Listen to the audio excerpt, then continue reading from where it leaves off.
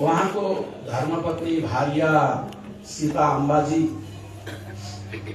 बडा समीचीन निर्णय गर्नुभयो, राम्रो निर्णय गर्नुभयो कि आफूसँग रहन गएको जग्गा जमिन भगवानलाई अर्पण गरौं भनी उहाँमा जो विचार आयो, जो भाव आयो, परम भागवत जनहरूले बुझेका हुन्छन्, थाहा पाएका हुन्छन् यो अनित्य अशाश्वत दुःख बाहुल्य संसार अनि शरीर सदाको लागि होइन, एक दिन छोड्नु पर्छ भन्ने प्रकारको बोध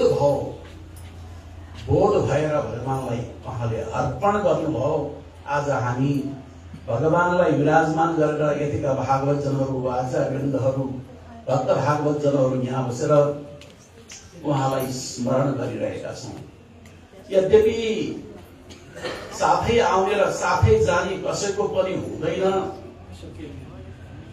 परिवारजनहरूमा सबैलाई त मलाई थाहा छैन, सीता अम्बाजी कहीँ भएदेखि यतातिर आउनुहोस्।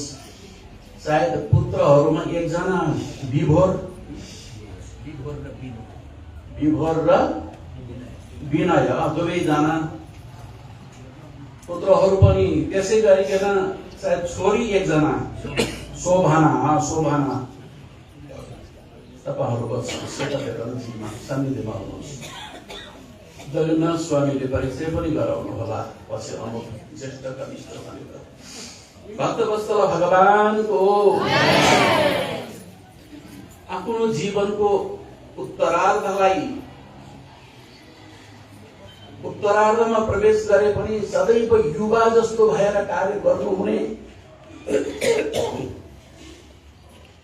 धनगढी स्वामीज्यू जब हेर्दा हामीलाई प्रेरणा आउँछ।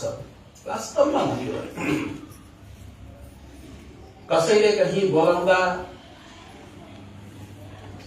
प्रमुख अतिथिको रूपमा वा त्यसै पनि आह्वान गर्दा जाउँ कि नजाउँ भने 10 पटक हामी कान्छो उमेरकाले हामीलाई